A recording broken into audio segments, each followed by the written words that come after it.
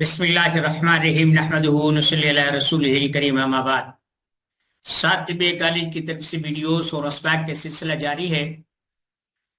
رمضان شریف شروع ہو چکا ہے، سب کو پتا ہے۔ 2025 یا 1446 ہجری ایک افطاری، روزہ اور سحری، یہ تینوں گزر چکے۔ کل ہم نے جو بات کی تھی کہ ہم رمضان کی برکات سے کیوں مستفید نہیں ہو سکتے۔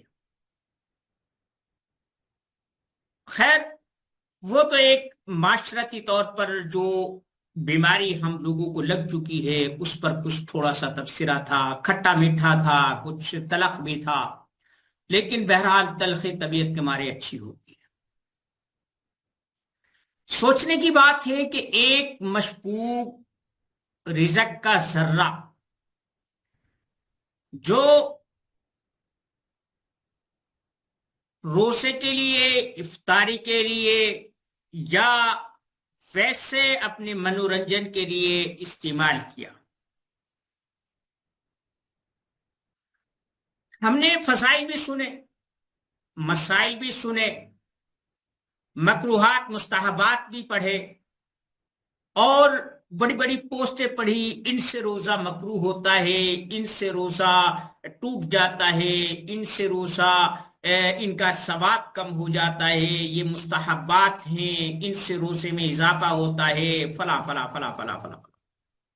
سوشل میڈیا بھرا پڑا ہے، لیکن یہ چیزیں مکروہات، مستحبات، سنن و نوافل یا ثواب، جنت دوزخ کے جو ہم فیصلے کیے بیٹھتے ہیں اس روزے پر، جب اس کی بنیاد ہی اس مشکوک رزق پر ہوگی جس کا حلال حرام ہونے اور اس کے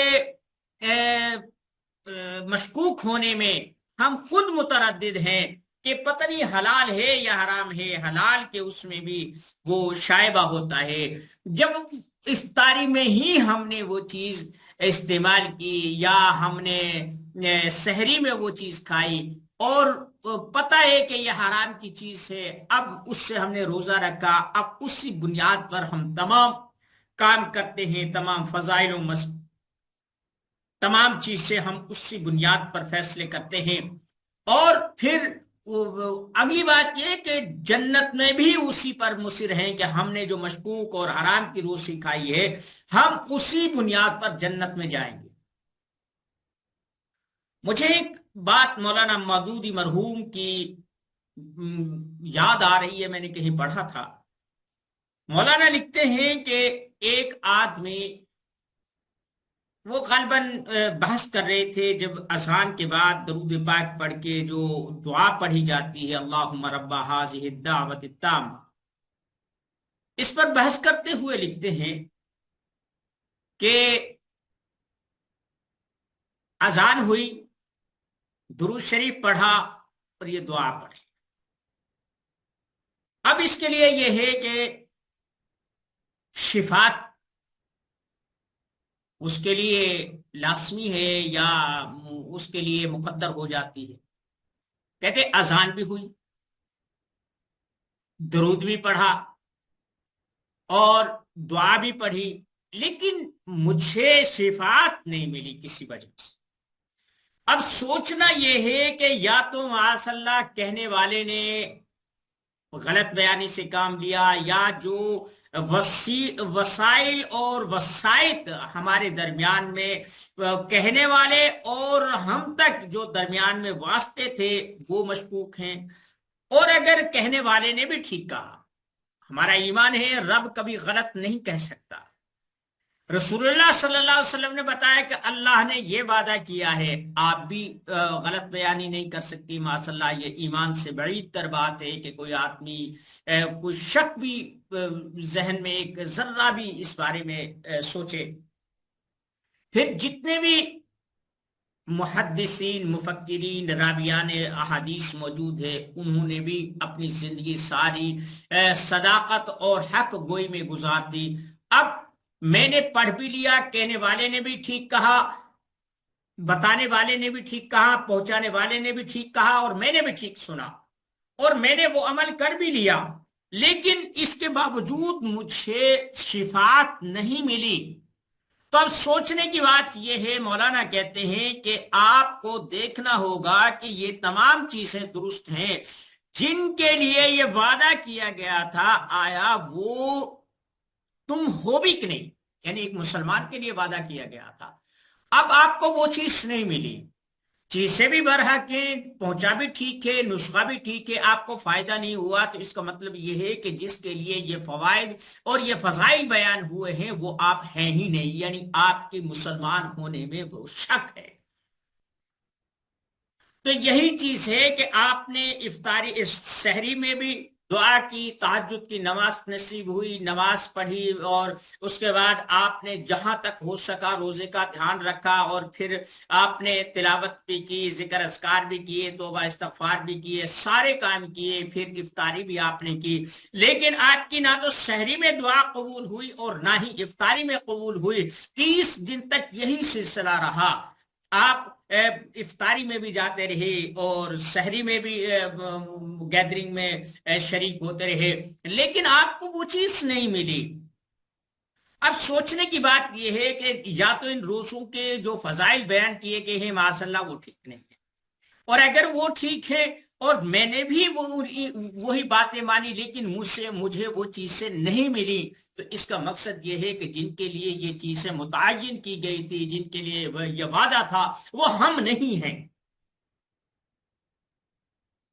اگر ہم وہ ہوتے، دو نمبری نہ کرتے، ملاوٹ نہ کرتے، روزے داروں کو جھوٹ بول کر سامان نہ بیچتے، خیر آج ہم بات کریں گے کہ روزے کی طبی اہمیت کیا ہے۔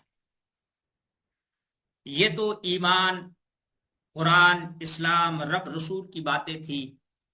ہمارا ایمان ہے جو اللہ نے کہہ دیا، اس کے پیغمبر نے ہم تک پہنچا دیا، صحابہ کرام نے اس ذمہ داری کو پورا کیا، اور آگے سے جتنے بھی نیک لوگ تھے انہوں نے ہم تک پہنچا دیا۔ اب ہم اس کسوٹی پر پورا اترتے ہیں یا نہیں اترتے، یہ علیحدہ سب ہے۔ دیکھیے صحابہ کرام رضوان اللہ علیہم اجمعین کے بارے میں اللہ فرماتا ہے فَإِنْ آمَنُوا بِمِثْلِ مَا آمَنْتُمْ بِهِ فَقَدِ اهْتَدَوْا، اگر تم ایمان لانا چاہتے ہو نا تو ان صحابہ جیسا لے آؤ۔ میں نے تاریخ کی کتابوں میں یہ پڑھا ہے کہ صحابہ کرام یہ نہیں کہتے تھے کہ اسلام لے آؤ، فلاں کرو فلاں کرو، وہ کہتے کونوا مثلنا، ہماری طرح ہو جاؤ۔ یعنی ہر صحابی ایک چلتا پھرتا دین کا سمبل تھا، نمونہ تھا۔ ام المومنین عائشہ صدیقہ رضی اللہ تعالیٰ عنہ سے پوچھا گیا رسول اللہ صلی اللہ علیہ وسلم کیسے تھے؟ فرمایا کہ گویا کہ چلتا پھرتا قرآن تھے۔ ٹھیک ہے، اب رہ گئی یہ بات کہ ہم تہجد بھی پڑھتے ہیں، ہم وظائف بھی پڑھتے ہیں، ایک ایک دن میں پورا پورا قرآن بھی پڑھ جاتے ہیں، بدلاؤ نہیں آتا، ہماری سوچ نہیں بدلتی، ہماری معاشرت نہیں بدلتی، ہماری جو سوسائٹی ہے وہ نہیں بدلتی، ہمیں ان گناہوں سے، ان گندگیوں سے کراہت نہیں ہوتی جو معاشرے کا حصہ بن چکی ہیں۔ اس بارے میں اقدام اور اس کے خلاف چلنا تو الگ بات ہے، ہم سوچنا بھی گوارا نہیں کرتے، ہم کہتے لوگ کیا کہیں گے۔ پھر روزہ تو گیا نا تیل لینے، یہ لوگ ہی کہیں گے نا، پھر لوگ ہی کہہ لیں، اللہ سے پھر آپ کو کسی قسم کا شکوہ نہیں ہونا چاہیے۔ روزے کی غرض و غائب، روزے کی غرض و غائب یہ کہ آپ نے روزہ رکھا، آپ کو معدے کی پرابلم تھی، جگر کی پرابلم تھی، آنتوں کی تھی، شوگر کی تھی، یا کسی بھی چیز کی تھی، آپ نے روزہ رکھا، اور جو روزہ رکھنے کا حق ہے وہ ادا کیا۔ یعنی جب ہم سحری کرتے ہیں نا، اتنا ٹھوستے ہیں، کھاتے نہیں ٹھوستے ہیں، بھوک نہ بھی ہونا پھر بھی ٹھوستے ہیں، اور آخر میں جب آسان ہونے لگتی ہے نا، آخری 1-2 منٹ میں تو 1-2 گلاس تو خامہ خواہ بھی انڈیل لیتے ہیں۔ پھر نماز میں کھٹی ڈکاریں آتی، اباک آنا شروع ہو جاتی، دن 11-12 بجے تک وہی کھٹی ڈکاریں جو ہے نا ان سے خلاصی نہیں ملتی۔ پھر آخر میں آ کے پھر شام کو پھر اتنا ٹھونستے ہیں، مرے جیتے ہیں، دسترخوان پر 10-20 چیزیں نہ ہوں تو روزہ روزہ ہی نہیں ہوتا۔ تو ایسے میں میرے بھائی، آپ کو نہ تو طبی فوائد ملیں گے، نہ وہ فضائل ملیں گے، اور نہ ہی ان جو روزے دار کی فضیلت بیان کی گئی ہے وہ حاصل ہو۔ غذا کا معنی اگر دینی لفظ کو ہٹا دیا جائے تو بھوکے رہنے کا نام ہے، فاقہ کشی کا نام۔ فاقہ کشی اس چیز کو نہیں کہتے کہ آپ نے اپنے اوقات کی تبدیلی کے ساتھ پہلے 1 روٹی کھاتے تھے اب 4 کھانا شروع کر دیں تو روزہ آپ کا کچھ نہیں بگاڑ سکتا، جیسا آیا بیچارہ ہاتھ جوڑ کے ایسے ہی چلا جائے گا۔ جب آدمی روزہ رکھتا ہے، نارمل کھاتا ہے، یعنی کہ میں یہ نہیں کہتا کہ کھانا پینا چھوڑ دو، نہیں، اتنی ضرورت ہے اتنا کھاؤ، کلو وشربو ولا تسرفو، اتنا کھاؤ جتنی ضرورت ہے، تمہارے جسم کی ضرورت ہے، تمہارا جسم تمہارے معدے کی طلب ہے، تمہارا جسم جس چیز کو طلب کر رہا ہے اتنا کھاؤ۔ آپ میں 1 روٹی سے اگر گزارا کر سکتا ہوں یہ کافی ہے۔ ایک آدمی ہے جو سے میں بھاری ہے وہ 4 کھاتا ہے، 4 اس کے لیے کافی ہے۔ ایک آدمی آدھی روٹی سے گزارا ہوتا ہے، اس کے لیے وہ کافی ہے۔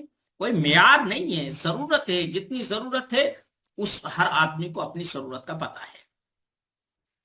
خیر، روزہ جو ہے نا اس وقت فائدہ دیتا ہے، یہ تو اللہ نے ہمیں فضائل بتا دی۔ اگر ہمیں ڈاکٹر، حکیم، طبیب کسی بیماری میں کوئی فاقہ کشی اختیار کرنے کا آرڈر دے دے نا، ہم بخوبی وہ بھی کر لیں گے، اس میں ثواب بھی نہیں ملے گا اور کرنا بھی ہماری مجبوری ہو۔ دیکھیں، جب ہم اناپ شناپ کھا کر اپنے جسم کا بیڑا غرق کر لیتے ہیں تو روزہ اس میں سہارا بنتا ہے۔ مجھے بار بار مثالیں دینی پڑتی ہیں، ایسی مثالیں جو دنیاوی طور پر، مثال تو وہی ہوتی ہے جس سے آدمی کہنے والے کی بات کو سمجھ جائے۔ آپ نے دیکھا ہے کہ ہر گاڑی میں فیول کی ضرورت ہوتی ہے، موٹر سائیکل ہے اس میں پیٹرول ڈالتا ہے، انجن میں موبلائل ڈالا جاتا ہے، اور بریکوں کے الگ وہ جو ہوتا ہے۔ تو اس میں یہ ہے کہ پہلے، اب تو خیر بہت ساری بہتری آ گئی ہے انجن میں، کاربوریٹر میں۔ پہلے وہ جو پٹرول ہوتا تھا نا کاربوریٹر میں زیادہ مقدار میں آ جاتا تھا، اس سے کہتے تھے اور ہو گئی ہے گاڑی، اب وہ سٹارٹ نہیں ہوتی۔ پھر اس کا تیل بند کر کے دھکا لگا کے جب وہ تیل جس مقدار میں کاربوریٹر میں آگ لگتی ہے یا سٹارٹ ہوتا ہے یا جہاں کرنٹ بنتا ہے اس مقدار میں آتا ہے، گاڑی سٹارٹ ہو جاتی۔ اب کوئی آدمی یہ کہے کہ ہاں تو پیٹرول تھا تو یہی، یہ بھائی دیکھے جتنی اس کی ضرورت ہے اس میں جو کلیا فٹ کیا گیا ہے وہ یہ ہے کہ اس مقدار میں اگر پیٹرول آئے گا تو یہ انجن سٹارٹ ہوگا اور یہ گاڑی آپ کو لے کر چلی جائے گی۔ اگر زیادہ ہوا تو یہ گاڑی نہیں چلے گی، کم ہوا تب بھی نہیں چلے گی۔ ہم نے اپنے اندر بد پرہیزی کی بنیاد پہ ایسی غذائی بے ترتیبی اختیار کر لی ہے کہ ہمارا جسم ان ذرات سے جو ہمارے جسم سے فالتو تھے وہ جمع ہونا شروع ہو گئے، اور پھر وہی جب متعفن ہوئے تو تبخیر معدہ شروع ہو گئی، گیس بننا شروع ہو گیا، پیٹ میں افار آنا شروع ہو گیا، جسم میں ٹوٹ پھوٹ شروع ہو گئی، سر میں ہر وقت بوجھ اور درد رہنے لگ گیا، ہاتھ پاؤں جلنے لگے، راتوں کو نیند ختم ہو گئی۔ یہ ساری چیزیں بنیادی طور پر اس غیر ضروری کھانے کی ہیں جو ہم نے اپنے اندر ٹھونسا تھا، کھایا نہیں۔ کھانا تو اتنا ہوتا ہے جتنی ضرورت ہو، ठूंसना उसे कहते हैं, जरूरत भी नहीं है फिर भी खा जाए। मुझे याद है कि एक दफा मुझे किसी रिश्तेदार के यहाँ बुलाया गया किसी इलाज और मालजी के सिलसिले में। तो एक किसी ने एक टाइम की दावत की, मेहमान नवाजी के तौर पर दावत की। मैं अपने मेजबान से कहने लगा कि आप मेरे साथ चले। कहने लगा नहीं मैंने तो खाना खा लिया। मैंने कहा नहीं यार चले तो सही। कहने लगे ठीक है मैं आपके साथ वैसे जाने के लिए तैयार हूं लेकिन मैं खाना खा बैठा। मैंने कहा ठीक है। हम गए, मेजबान ने खाना रखा। मेरी जितनी भी खुराक है, एक दो रोटी या आधी रोटी जितनी भी मैं खाता हूँ उतनी मैंने खा ली। अच्छा माशाल्लाह उसने इंतजाम किया था। लेकिन इतना ही खाया जितना मैं चटनी रोटी से खाता हूँ, सादा सालन से खाता हूँ। जब दावत में कोई भी इतनी चीज आ जाए तो मैं उतनी ही खाता हूँ जितनी आम जिंदगी में खाता हूँ। मैंने कहा यार खा ले। कहने लगा नहीं नहीं मैं खा क्या। मैंने कहा यार थोड़ा बहुत चख ले।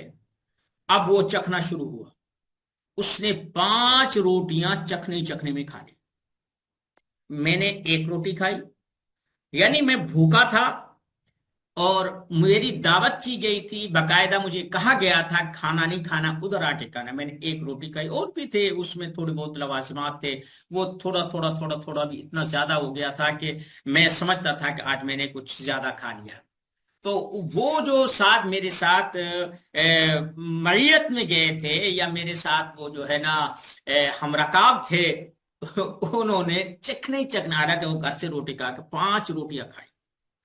तो इसलिए जब रोजा रखते हैं ना और हम अपनी जरूरत के मुताबिक खाना खाते हैं तो जिस्म में भूख पैदा होती है, भूख से गर्मी पैदा होती है, गर्मी से वो जर्रात जो बीमारी का सबब बन रहे हैं वो जलना शुरू हो जाते हैं। जिस्म तो ज्यादा खाने का आती है ना, फिर वो तलब करता है, फिर उन अज्जा को वो मजबूर करता है कि मुझे खाना दो जो खाने पर मुतय्यन है। जब नहीं मिलता तो फिर वो इधर उधर से खाना काटना शुरू कर देता है। यानी वो जो फालतू जर्रात जिस्म में पहुंचकर तकलीफ का सबब बन रहे थे, जिस्म उन्हें खाना शुरू कर देता है। मैंने किसी जगह पढ़ा था, किताब मेरे जहन में नहीं है, लेकिन मौलाना कासिम नानोतवी रहमतुल्लाह अलैह की किसी किताब में पढ़ा था कि जो वो बहस कर रहे थे वद्दमा वलहमल खंजीर के भूख और इस्तरारी हालत में खून और ये जो दीगर जो हराम चीजें हैं, मुर्दार हो गया, सूअर हो गया, शराब हो गई, ये खाना जायज हो जाता है। अगर नहीं खाया और भूखा प्यासा मर गया तो वो गुनहगार है। तो मौलाना उस वक्त जब हमने मुताला किया था उस वक्त हम तबीब नहीं थे, ना हम तिब में कोई ताल्लुक रखते थे। तो मौलाना ने ये बात लिखी थी कि भूखा आदमी जब इस तरारी कैफियत में पहुंचता है तो उसके अंदर इतनी गर्मी होती है कि सूअर के जो गोश्त से जो चीज जो जिस्म को नुकसान पहुंचाती है उसमें वो भूख वो गर्मी उस गोश्त को हजम कर जाती है और वो इस कदर बचता ही नहीं है कि वो बीमारी का सबब बन सके। यही सारी चीज है। तो इसलिए भाई जब रोजा रखते हैं ना तो हमारा जो अंदर का मवाद है जो बीमारी का सबब बन रहा है वो खत्म होना शुरू हो जाता है। लेकिन अगर आपने रोजा रखा, रोजा रखने के बाद इफ्तारी में इतना ठूंस लिया कि अब मसीद जो है ना मैदे पर गिरानी शुरू हो गई, तो आपको ये फजीलत और ये खुसूसियत और ये तिब्बे फवायद हासिल नहीं होंगे। तो इसलिए रोजे से अगर आपने रूहानी और जिस्मानी और तिब्बी फवायद हासिल करने हैं तो फिर रोटी खाना वही खाएं जो आम जिंदगी में खाते हैं। ठीक है ना। हमारे यहाँ जितना इस चीज को मधोला जाता है या बदनाम किया जाता है, रमजान में रोजी में इजाफा कर दिया जाता है। भाई ठीक है इजाफा कर दिया जाता है, लेकिन मसला ये है कि इजाफे का मतलब ये तो नहीं है ना कि घर में अगर मोटर चल रही है तो आप वो पाइप मुंह में लगा ले कि ये अल्लाह की नेमत है, पानी पानी में जिंदगी है, अल्लाह ने इसे जिंदगी करार दिया है, वो पाइप मुंह में लगाकर तो फिर तो 4 तकबीर नमाज जनाजा ही जो है ना आपका इंतजार करेगी। तो इसी तरीके से ये जो रमजान की सहरी और इफ्तारी है इसमें सादगी इख्तियार करें। फल अगर आप खाते हैं तो फिर आप कोशिश करें एक खाना पेट भर के खा लें, कोई मसला नहीं। جب آپ کئی قسم کا کھانا کھاتے ہیں تو کتنی دیر تو معدہ ہی پریشان رہتا ہے کہ میں کس کو ہضم کروں، یہ ٹھنڈی ہے یہ گرم ہے، کہیں دیکھیں اب متضاد چیز سے دیکھیں، ہم چاول بھی کھا رہے ہیں، دہی بھلے بھی کھا رہے ہیں، فروٹ چاٹ بھی ہے وہ بھی کھا رہے ہیں، سموسے بھی ہیں وہ بھی ہم چبائے جا رہے ہیں، پکوڑے بھی کھا رہے ہیں، روٹی بھی کھا رہے ہیں، اور چاول بریانی پڑی ہے وہ بھی کھا رہے ہیں۔ اب یہ جو چیز ہم نے اپنے اندر ہے، یہ کھانا نہیں ہے، یہ تو بیماری ہے، یہ تو یہ یوں سمجھے کہ ایک ہم کوڑے پر چیز پھینک رہے ہیں۔ اب یہ متعفن ہوگا، اس سے آپ کی طبیعت بوجھل ہوگی۔ اگر آپ اپنی زندگی جیسی بھی آپ گزارتے ہیں، غریب ہے امیر ہے، جیسے اللہ نے رکھا ہے شکر کرنا چاہیے، تو وہ جو روٹین آپ کی 11 مہینے میں کھانے کی ہے، اس رمضان میں بھی اس سے مت بدلیں۔ جو کھانے پینے کے فضائل بیان کرتے ہیں، بھائی یہ تو اللہ نے اتنی نعمتیں دی ہیں، پھل دے دیے جناب، جوس ہیں یہاں، شربت موجود ہیں، پکوڑے ہیں، سموسے ہیں، نہاریاں ہیں، پتہ نہیں یہ کوفتے ہیں، یہ کباب ہیں، یہ سب کھانا بھائی اللہ نے کہا ہے کہ یہ اب میں نے روزی، بھائی اللہ نے یہ تھوڑا کہا ہے کہ یہ کھا کھا کے مر جاؤ، اللہ نے یہ ضرور کہا ہے کہ اس روزی میں دوسروں کو شریک کریں۔ رسول اللہ صلی اللہ علیہ وسلم کے بارے میں ام المومنین عائشہ فرماتی ہیں رضی اللہ عنہا کہ آپ اتنی سخاوت کرتے تھے جیسے دریا بہ رہا ہے، اور ہم کیا کرتے ہیں؟ سوچا کبھی؟ یا جو کام نبی نے نہیں کیا، اس کے صحابہ نے نہیں کیا، نیک لوگوں نے نہیں کیا، وہ ہم علیحدہ سے جنت کا راستہ بنانے کے در پہ ہیں کہ وہ بھی جنت کے وارث ہیں اور ہم بھی اپنی مرضی سے جنت میں چلے جائیں گے؟ ایسا نہیں ہے بھائی، نہ خدا ہی ملا نہ موسیٰ علیہ السلام۔ تو اس لیے سحری میں وہی کھانا جو آپ کھاتے ہیں کھائیں، اگر اللہ نے فرصت دی ہے جتنی سادگی ہو سکے اتنی سادگی اختیار کرے، تاکہ آپ کو روحانی جسمانی فوائد حاصل ہو سکے، طبی فوائد سے آپ کا دامن بھر سکے، اور آپ ایک تندرست زندگی گزار سکیں۔ اور اس دیکھیں، ایک میں نے ایک جگہ پڑھا تھا یا کسی کتاب میں یا کسی نے مجھے کہا تھا کہ جب آدمی عمرے پر یا حج پر جاتا ہے نا، حجر اسود کا استعلام کرتا، اللہ ہم سب کو لے جائے، تو ایسے حجر اسود کو چھوا جاتا ہے، استعلام کرتے ہیں، اس وقت انسان کے دل کی جو کیفیت ہوتی ہے اللہ اس پر مہر لگا دیتا ہے۔ یعنی اگر وہ اللہ سے خوف کر رہا ہے، گناہوں سے توبہ کر رہا ہے، تو حج کے بعد اس کی زندگی بدل جائے۔ ان الحج یہدم ما کان قبلہا، تہدیم ما کان قبلہا، کہ حج جو ہے نا یہ وہ پہلے گناہ کو ختم کرتے ہیں۔ اور اگر دل میں کینہ، بغض، حسد، دنیا کی ہرس ہوئی اور اس وقت آپ نے استعلام کیا، تو اللہ اس پر مہر لگا دیتا ہے۔ یہی وجہ ہے کہ ہمارے پاکستان میں جتنے حاجی اور عمرے والے ہیں، وہ جو جہاں اس معاشرے میں آ کر برا مت منانا، جتنا وہ گھناؤنا کردار ادا کرتے ہیں، حقوق و لباد کی وہ پامالی کرتے ہیں، دین کے ساتھ جو شرمناک رویہ دین کے نام پر رکھ کر کرتے ہیں، بپناہ خدا اتنا تو کوئی غیر مسلم بھی نہیں کرتا۔ تو یہ بات یاد رکھیں، سحری اور افطاری میں جو دعا قبول ہوتی ہے، اگر آپ دعا کو اس معنی میں لیتے ہیں جو مانگا وہی ملا، تو پھر آپ کی مرضی ہے۔ لیکن اگر یہ چیز کہتے ہیں کہ جو میں نے کہا ہے رب نے سنا ہے اور میں اس کا مستحق ہوں، اور تو مجھے وہ جس انداز میں بھی دے، ایک بھوکا ہے، وہ اس کی جان لبوں پر آئی ہوئی ہے، وہ کہتا ہے مجھے کھانا چاہیے، اب وہ چاہے کچھ بھی پسند کرے، وہ کہتے ہیں مجھے گوشت روٹی دے دے، مجھے حلوہ قیمہ دے دے، مجھے کباب دے دے، مجھے کڑھائی بنا کر دے دے، اس کی اپنی خواہش ہے۔